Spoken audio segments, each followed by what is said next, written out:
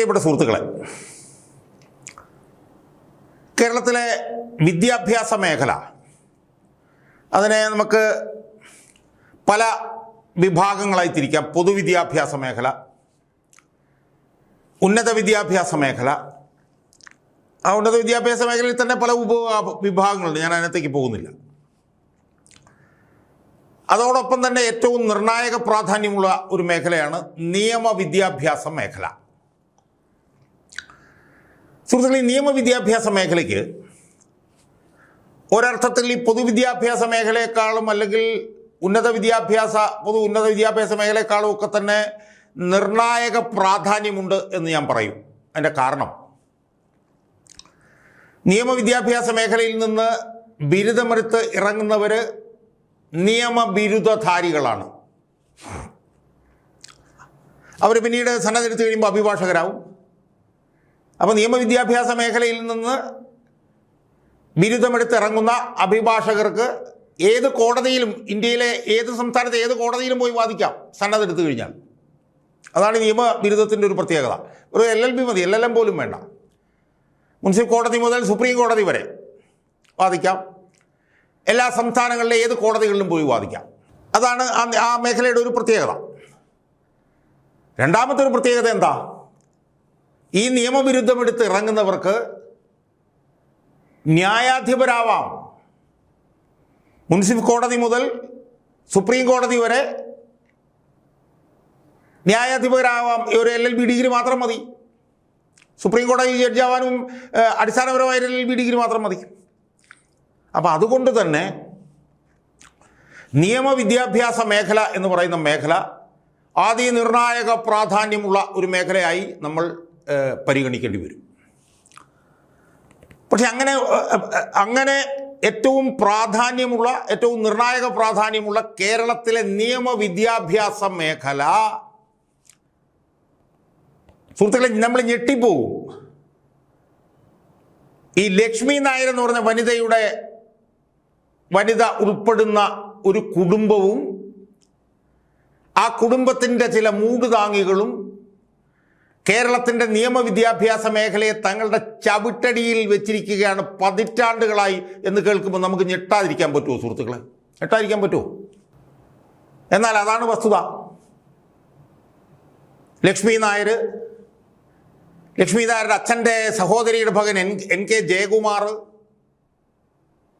പരോക്ഷമായി കോരിക്കോട് കൃഷ്ണൻ നായർ, ലക്ഷ്മി നായരുടെ അച്ഛനുണ്ടായിരുന്നപ്പോൾ അച്ഛനായിരുന്ന സമാധാനം നാരായണൻ നായർ, പിന്നെ അവരുടെ കുറേ മൂടുതാങ്ങികൾ, അത്രയും പേർ ചേരുന്ന ഒരു കോക്കസ്, ഒരു മാഫിയ സംഘം കേരളത്തിലെ അതിനിർണായകമായിട്ടുള്ള ഈ നിയമവിദ്യാഭ്യാസ മേഖലയെ പതിറ്റാണ്ടുകളായി തങ്ങളുടെ ചവിട്ടടിയിൽ വെച്ചിരിക്കുന്നു എന്നുള്ള ഏറ്റവും ഹീനവും നീചവും നികൃഷ്ടമായിട്ടുള്ളൊരു സാഹചര്യമാണ് കേരളത്തിൽ നിലനിൽക്കുന്ന സുഹൃത്തുക്കളെ. അതിൻ്റെ വിശദാംശങ്ങളാണ് ഞാനിനി എൻ്റെ പ്രേക്ഷകരോട് പറയാൻ പോകും. അതിനെല്ലാം ഈ ലക്ഷ്മി നായരുടെ കുടുംബം ഉപയോഗിക്കുന്നത്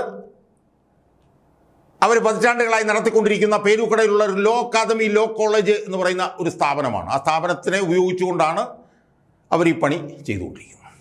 1962 മറ്റൊരു രൂപീകൃതമായതാണ്, നമുക്കറിയാം. അതിൻ്റെ പല വീഡിയോകൾ ഞാൻ ചെയ്തിട്ടുണ്ട്.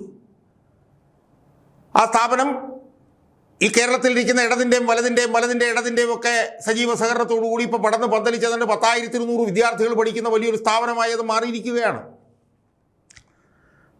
ആ സ്ഥാപനത്തിന് അഫിലിയേഷൻ ഉണ്ടോ എന്ന് ചോദിച്ചാൽ ആർക്കും അറിയില്ല. ഉണ്ടോന്നോ ഇല്ലെന്നൊന്നും ഒരുറപ്പും ആർക്കും ഇല്ല. ആ സ്ഥാപനത്തിൽ 1,200 വിദ്യാർത്ഥികൾ പഠിക്കുന്നു പറയുമ്പോൾ ആ സ്ഥാപനത്തിൻ്റെ നടത്തിപ്പുകാരുടെ ഒരു വർഷത്തെ വരുമാനം 12 കോടി രൂപയാണെന്ന് നമ്മൾ ഓർത്തോളണം. ഞാൻ അതിൻ്റെ വിശദാംശങ്ങളിലേക്കും അവിടുത്തെ അനധികൃതമായിട്ടുള്ള ഇടപെടലിലേക്കൊന്നും അല്ല പോകുന്നത്. അതിനെക്കുറിച്ചിട്ട് ഞാൻ ഇന്നലെ വീഡിയോ ചെയ്തിരുന്നു. സുഹൃത്തുക്കളെ, ആ സ്ഥാപനത്തിലെ ദീർഘകാലം ഡയറക്ടറായിരുന്നു ലക്ഷ്മി നായർ. ലക്ഷ്മി നായരെ കഴിഞ്ഞ 8 വർഷം മുമ്പ് നടന്ന വലിയ ഐതിഹാസികമായിട്ടൊരു സമരത്തെ തുടർന്ന് അവിടുന്ന് പുറമാതിരി കൂടെ ഇറങ്ങി ഓടി രക്ഷപ്പെടേണ്ടി വന്നു ലക്ഷ്മി നായർക്ക്. അന്ന് ആ സമരത്തിന് നേതൃത്വം കൊടുത്തവരാരാ? പിന്നീട് കേന്ദ്രമന്ത്രിയും ഇപ്പോൾ കഴക്കൂട്ട് MLA ആയിരുന്ന V മുരളീധരൻ 8-10 ദിവസം അവിടെ നിരാഹാരം കിടന്നു. 2 കോൺഗ്രസിൻ്റെ ഒരു നേതാവ് കൂടെ നിരാഹാരം കിടന്നു. ആ നേതാവിൻ്റെ പേരാണ് K മുരളീധരൻ. ഇന്ന് ആരോഗ്യ ദേവസ്വം മന്ത്രിയാണ് K മുരളീധരൻ. അദ്ദേഹം അവിടെ നിരാഹാരം കിടന്നതാണ്. അന്ന് ആ സമരത്തിന് ഏറ്റവും കൂടുതൽ പിന്തുണ കൊടുത്തത് ഒന്നാം പിണറായി സർക്കാരിലെ രണ്ടാമത്തെ ഏറ്റവും വലിയ കക്ഷിയായിട്ടുള്ള CPI ആയിരുന്നു. അതിൻ്റെ നേതാവായിട്ടുള്ള കാനൻ രാജേന്ദ്രനായിരുന്നു. നമ്മൾ ഓർക്കണം. AISF കുട്ടികളായിരുന്നു ആ സമരത്തിന് ഏറ്റവും കൂടുതൽ നേതൃത്വം കൊടുത്തത്. SFI ഒക്കെ മാറി മാറി നിൽക്കുകയായിരുന്നു. അവസാനം ആ സമരം ജയിച്ചു കഴിഞ്ഞപ്പോൾ ആ SFI കുട്ടികൾക്ക് ചുമന്ന മാല പുത്തരിക്കണ്ടം മൈതാനത്ത് വെച്ച് ഇട്ട് കൊടുത്തത് വേറെ ആരുമായിരുന്നല്ല, കാനൻ രാജേന്ദ്രനായിരുന്നു. അങ്ങനെ ലക്ഷ്മി നായർ അവിടെ നിന്ന് പോയിട്ട് അവരെന്താ ചെയ്തതെന്നറിയോ? അത് ചെറിയ ഒന്ന് പറയാതെ പോകാൻ പറ്റില്ല. കൽസാർ എന്ന് പറഞ്ഞിട്ട് നിയമത്തിൻ്റെ മേഖലയിൽ നിയമത്തിൻ്റെ മേഖലയിൽ ഗവേഷണം നടത്തുന്ന centre for advanced legal studies and research എന്ന് പറഞ്ഞിട്ട് കൽസാർ എന്ന് പറഞ്ഞിട്ട് ഒരു സ്ഥാപനമുണ്ട്, ഒരു ഗവേഷണ സ്ഥാപനം. ആ സ്ഥാപനത്തിൻ്റെ ഡയറക്ടറായിട്ട് ഇരിക്കുകയാണ് ആര്? ലക്ഷ്മി നായർ. ആ ലക്ഷ്മി നായരുടെ കോപ്രായത്തിനെല്ലാം നമ്മൾ കാണുന്നുണ്ടല്ലോ സോഷ്യൽ മീഡിയയിൽ. ആ ലക്ഷ്മി നായരുടെ റീലുകളും കാര്യങ്ങളൊക്കെ നമ്മൾ കാണുന്നുണ്ടല്ലോ. ഒന്ന് ആലോചിച്ച് നോക്കണം നമ്മൾ. നിയമവിദ്യാഭ്യാസ മേഖല ഇതിൽ കൂടുതൽ അപഹസിക്കാനും പരിഹസിക്കാനും ഉണ്ടോ സുഹൃത്തുക്കളെ? എനിക്ക് ഒറ്റ ചോദ്യം ചോദിക്കാനുള്ളൂ. ഈ ലക്ഷ്മി നായർ ഡയറക്ടറായിട്ടുള്ള ഈ ഉന്നത ഗവേഷണ സ്ഥാപനത്തിൻ്റെ ചടങ്ങുകളിൽ വന്ന് ഹൈക്കോടതി ജഡ്ജിമാരും സുപ്രീം കോടതി ജഡ്ജിമാരൊക്കെ പങ്കെടുക്കാൻ സുഹൃത്തുക്കളെ, പാവപ്പെട്ട അവർ ഇതുവല്ല അറിയുന്നുണ്ടോ? അവരതിൻ്റെ ഡയറക്ടർ ലക്ഷ്മി നായരാണെന്ന് അറിയുന്നുണ്ടോ? അവർ ലക്ഷ്മി നായരുടെ സാമൂഹ്യ മാധ്യമങ്ങളിലെ റീലുകൾ വല്ല അവർ കാണുന്നുണ്ടോ? ദയവ് ചെയ്ത് ഈ ന്യായാധിപന്മാർ അതൊക്കെ ഒന്ന് കാണണമെന്നും നാളെ ഇതുപോലുള്ള ഈ പരിപാടികൾ പങ്കെടുക്കാതിരിക്കണമെന്നുമാണ് എനിക്ക് അവരോട് ആനുഷംഗികമായി എനിക്ക് സൂചിപ്പിക്കാനുള്ളത്. ഞാൻ ഈ വിഷയത്തിലേക്ക് വരാം. അപ്പോൾ പ്രധാനപ്പെട്ടത് ലക്ഷ്മി നായർ. രണ്ട്, ലക്ഷ്മി നായരുടെ അച്ഛൻ്റെ സഹോദരിയുടെ മകനുണ്ട്, ഒരു NK ജയകുമാർ. അയാൾ വലിയ ബുദ്ധിജീവിയും കാര്യമൊന്നും ആണെന്നൊന്നും എനിക്ക് തോന്നില്ല. 2-3-4 പതിറ്റാണ്ട് മുമ്പ് എങ്ങനെയോ സംസ്ഥാന സർവീസിൽ കയറി. അയാൾ വഹിച്ച സ്ഥാനം കേട്ടോണം നിയമവിദ്യാഭ്യാസ മേഖലയിൽ, നിയമത്തിൻ്റെ മേഖലയിൽ ലെജിസ്ലേച്ചർ സെക്രട്ടറി, അത് കഴിഞ്ഞ് നിയമ സെക്രട്ടറി, അത് കഴിഞ്ഞ് മുഖ്യമന്ത്രി പിണറായി വിജയൻ്റെ നിയമോപദേഷ്ടാവ്, കേരള സർവകലാശാലയിലെ നിയമവകുപ്പിൻ്റെ അധ്യക്ഷൻ, പതിറ്റാണ്ടുകളായ അതിൻ്റെ അധ്യക്ഷൻ. കേരളത്തിലൊരു ജുഡീഷ്യൽ യൂണിവേഴ്സിറ്റി ഉണ്ട്, നുവാൽസ് എന്ന് പറയുന്നത്, national university four advance studies in advance legal studies, അതിൻ്റെ വൈസ് ചാൻസലർ. ഇങ്ങനെയുണ്ട്. ഈ 5 സ്ഥാനത്ത് ഇരുന്ന ആളാണ് ഈ ജയകുമാർ. അയാൾ ആ മേഖലയിൽ കഴിവ് തെളിയിച്ച ആളാണെന്നും ഞാനിതുവരെ കേട്ടിട്ടില്ല. അപ്പോൾ അയാളിലൂടെയുള്ള സ്വാധീനം. പിന്നെ ഉള്ളത് ലക്ഷ്മി നായരുടെ സഹോദരൻ നാഗരാജ നാരായണൻ. അയാളാണ് ഇപ്പോൾ ലക്ഷ്മി നായർ പോയി കഴിയുമ്പം ആ സ്ഥാപനത്തിൻ്റെ ഡയറക്ടർ. അയാളുടെ കുടുംബമൊക്കെ ആയിട്ട് ബന്ധപ്പെട്ട് വളരെ മലീമസമായിട്ടുള്ള കഥകൾ കേട്ടിട്ടുണ്ട്. എല്ലാവർക്കും അത് ശരിയാണെന്നറിയാം. ഞാനത് വിശദാംശങ്ങളൊക്കെ ഒന്നും തോന്നില്ല. അയാളാണ് അടുത്തയാൾ. പിന്നെ NK ജയകുമാറിൻ്റെ അനിയനുണ്ട് K അനിൽകുമാർ. അയാൾ ലോ കോളേജിലെ ഡയറക്ടർ, അക്കാഡമിക് ഡയറക്ടറോ മറ്റോ ആണ്. അയാൾ പതിറ്റാണ്ടുകളായി ജോലി ചെയ്യുന്ന എവിടെയാണ്? ഹിന്ദുസ്ഥാൻ ലാറ്റക്സ് എന്ന് പറഞ്ഞാൽ നിരോധകം ഉണ്ടാക്കുന്ന കമ്പനിയിൽ നിന്ന് അയാൾ ലോ അക്കാദമിയിലേക്ക് വന്നോടെ തന്നെ പ്രൊഫസറായി. എങ്ങനെ പ്രൊഫസറായി ആർക്കും അറിയില്ല. 16 വർഷത്തെ ടീച്ചിങ് എക്സ്പീരിയൻസ് വേണം പ്രൊഫസറാവാൻ. ഇയാൾ നിരോധം ഉൽപ്പാദിപ്പിക്കുന്ന കമ്പനിയിലാണ് ജോലി ചെയ്തുകൊണ്ടിരുന്നത്. അപ്പം ലക്ഷ്മി നായർ, നാഗരാജ നാരായണൻ, NK ജയകുമാർ, K അനിൽകുമാർ, ഒരു 4 പേര്.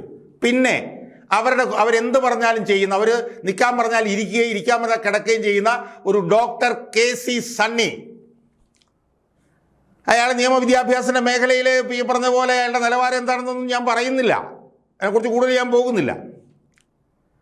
ജയകുമാർ മാറിക്കഴിഞ്ഞ് കുറേ കാലം ഈ ലോ ഡിപ്പാർട്ട്മെൻറ്റിൻ്റെ ഹെഡായിട്ടിരുന്നിട്ടുള്ള ആൾ doctor KC Sunny. KC Sunny അതിനുശേഷം എന്ത് പറ്റി? ന്യൂവാൽസിൻ്റെ വൈസ് ചാൻസലറായി. അപ്പോൾ ഈ ഒരു 4-5 പേര് ആണ് കേരളത്തിൻ്റെ നിയമവിദ്യാഭ്യാസ മേഖല ഈ അടച്ച് ഭരിച്ചുകൊണ്ടിരിക്കുന്നത്. അവരുടെ ചവിട്ടടിയിലാണ് നിയമവിദ്യാഭ്യാസ മേഖല. അവർ ലോ ഡിപ്പാർട്ട്മെൻറ്റ് ഹെഡായിട്ടിരിക്കുന്നു പറയുമ്പോഴത്തേക്കും PSC നടത്തുന്ന കോളേജ് അധ്യാപകരുടെ എല്ലാം തെരഞ്ഞെടുപ്പ് വരുമ്പോഴത്തേക്കും അതിൽ എക്സ്പെർട്ട് കമ്മിറ്റി എന്നൊക്കെ പറഞ്ഞിട്ട് പോകുന്നത് ഈ ജയകുമാറായിരിക്കും. സ്വാഭാവികമായും അവിടെ ലോ അക്കാദമിയിൽ നിന്നുള്ള പിള്ളേർക്കാണോ ലോ കോളേജിൽ നിന്നുള്ള പിള്ളേർക്കാണോ കൂടുതൽ പ്രാധാന്യം കിട്ടുക എന്നുള്ളത് നമ്മളൊന്ന് ആലോചിച്ച് നോക്കുക സുഹൃത്തുക്കളെ. ഇവിടുത്തെ നിയമവിദ്യാഭ്യാസ മേഖല എന്ന് പറഞ്ഞാൽ അത് ലോ അക്കാദമി എന്ന് പറഞ്ഞ സ്ഥാപനം മാത്രമല്ല. ഇവിടെ 4 ലോ കോളേജുകളുണ്ട്,